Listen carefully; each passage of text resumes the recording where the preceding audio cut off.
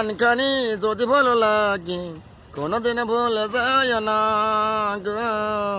কি যে ভালো লাগে তোমার এই ভুবনে, আমার এই গানখানি যদি ভালো লাগে কোনোদিন ভুলে যায় না গো, কোনোদিন ভুলে যায় না।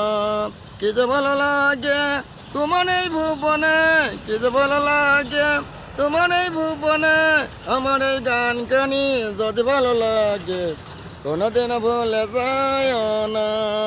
এই গানটা শুনলাম ঢাকাতে ভাই আড়ি এই রাখনাতে শুনেছি।